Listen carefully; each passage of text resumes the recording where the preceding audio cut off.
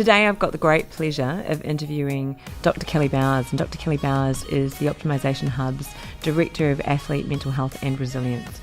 He comes to us with 20 years of experience, both in mental health and also in and around sport and community.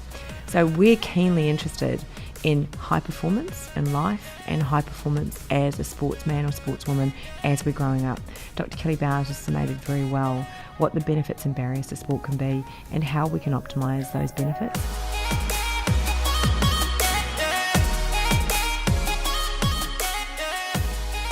Dr. Kelly Bowers, it's really fantastic to have you here with me today. You are quite important in our organisation, and I'd love to spend some time with you today. And I've really spent a few, now almost a year and a half, listening to some of your expertise and your excellence. And what I'd like to know today is if you could tell our viewers a little bit about your history in mental health and where that's come from and what drew you to the Optimisation Hub and to working with mental health for athletes. Sure. Okay. I guess my history in mental health has predominantly been around youth and young people. I have a history of working with in the child protection system, children who've experienced trauma and abuse and neglect. So I really do value the importance of early childhood and early development and making sure that young people are on the right path and right track from an early age. Yeah. I've always felt that as a lover of sport, I've always felt that sport is a great place to do that. I've had some wonderful experiences in sport myself as a junior athlete. It's a great place to shape a young person to help them learn some really valuable lessons in life. So it's a natural kind of a match for me, having working with sport and working with developing young people and people of all ages for that matter. To me, that it's two things that naturally go together. Sport has some real natural benefits, doesn't it? So I know we've spoken many times about the benefits of sport, but there are also barriers present. Let's just rest on the benefits. I mean, what do you see as the benefits of sport for our community, and also just, capturing the age range that you currently work with and the age range that we're working with here in your area of the hub? Look, there's obviously a number of benefits for sport. There's obviously those physical ones and benefits to mental health, but also, I guess, around socialisation, developing a sense of identity within oneself and within a team, feeling like you belong and you have some ownership in some group. But also, I guess, just the simple things of setting goals, working towards targets and things that are important to you, overcoming little barriers that might pop up along there, and using some of the social supports and other tools that you have around the team environment and team culture to help you to do that. There's a huge potential, isn't there, in sport to do many, many things. When you think about migration, you think about some of the interesting things that are happening in our world today. And we talk about sport for health. Our national sports plan is all about sport for health, and that we want to engage our young people in sport from an early age and to make them healthy. What have you seen as the barriers, though, not just to entry in sport, but the barriers to continuing in sport for our young people? Sure.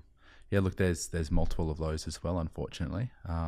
Sometimes, I guess some of the feedback I'm getting from some of the young people that I get is maybe some of the coaches and clubs and teams that they're in aren't necessarily equipped to deal with some natural life challenges that young people do face, and they are dropping out of sport at various ages, particularly in adolescence. We're going through a number of changes in our development, both physically, emotionally, and socially as well.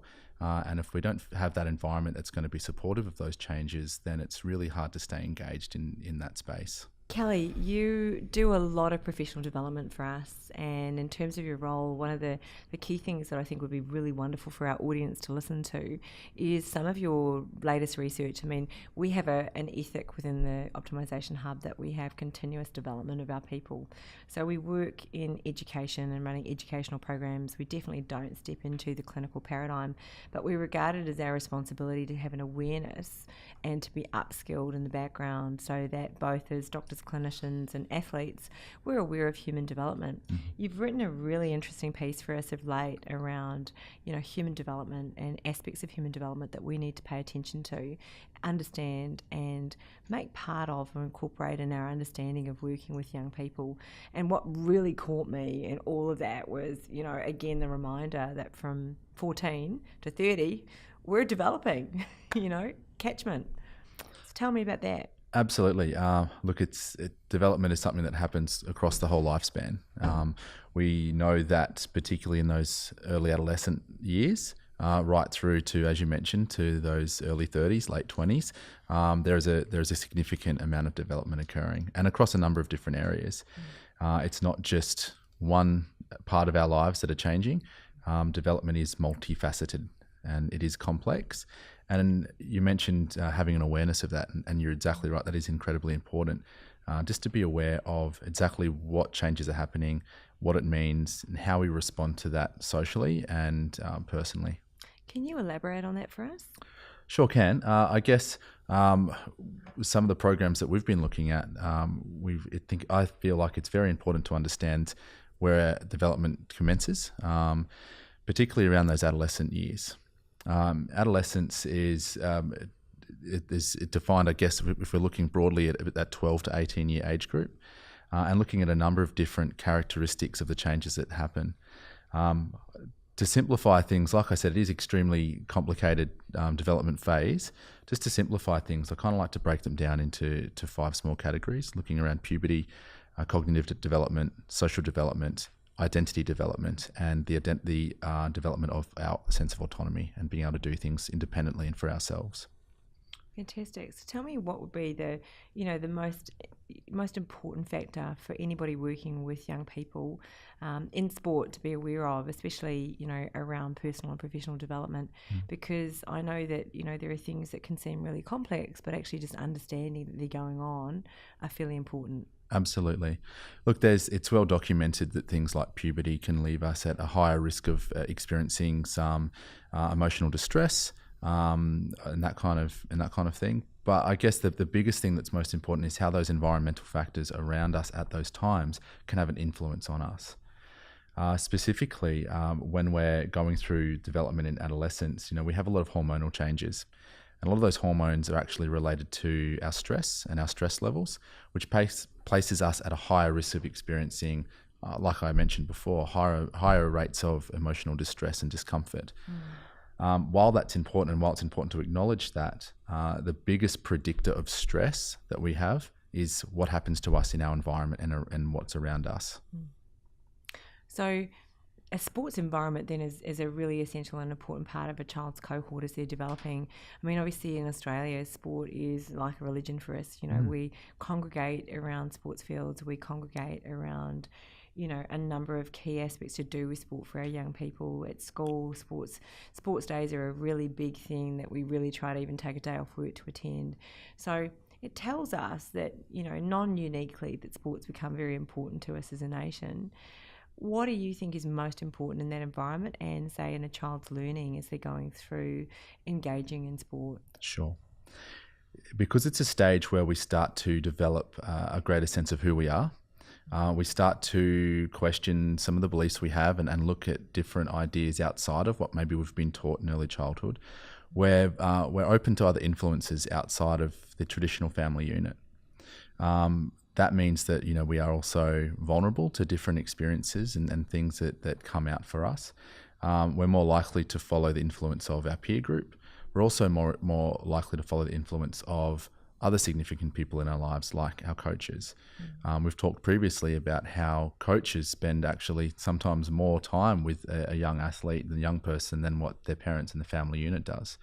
So there's a large responsibility there on the way that we establish and support those environments where we are in sport to make sure that an adolescent has a good balanced kind of focus and idea of their identity and who they are and their future. If we limit the exposure to and limit the opportunities to explore other parts of our life, we're at risk of creating what we call an identity crisis for our young people. What identity crisis means is that we haven't had as much opportunity to develop other parts of ourselves. We have unresolved, perhaps, conflicts from earlier age groups as well. What are some books that inspired you as you were growing? Because we haven't even touched on the fact that you were an aspiring basketball player and a young athlete, and you had a great story back there, and you've gone on to help hundreds of thousands of other young people and athletes. And we're very fortunate to have you here as our Director of Resilience. So tell us a bit more about that. I guess as a young basketballer, I always looked up to Michael Jordan. And one book that really helped me and supported me, and I still have on my shelf today, is I Can't Accept Not Trying, written by him. And that's where that quote, "Fear is an illusion," comes from. And there's a few other quotes that I feel are gold in amongst that, which are certainly helped me through those early career stages for myself. So if we were going to wind up today, we could wind up with: fear is an illusion, fear is a question, answer it, walk away, be inspired, and life is really full. There are many things we can take away from this. You've added so much value today, and the pathway for elite sport can only be made better to now examine the need for balance, so that our athletes see sport as part of their life and they develop themselves as a whole person with sport as an asset. Agreed. I guess there's two words that I've been speaking to one of our young athletes today about. The two words that kept coming up for both of us was control and balance. So taking control of your life and taking ownership of that, being really empowered to live the life the way you want to be living it, and having that balance in your life too. So sport is fantastic. It's a wonderful thing. Obviously everyone within our organisation are very passionate about it. We also understand there needs to be a balance outside of that as well. There's lots of other parts of life which are equally as important, and we can take our lessons from sport into life, and vice versa, from sports from our life into our sport as well. So, getting that balance between those two things, I think, is pretty key. Yeah. So a whole person playing great sport, being a great athlete, being a great asset into the community, feeling good about who you are, confident, vital, having a strong identity and strong resilience. Mm-hmm. Thank you, Dr. Kelly Bowers. Thank you.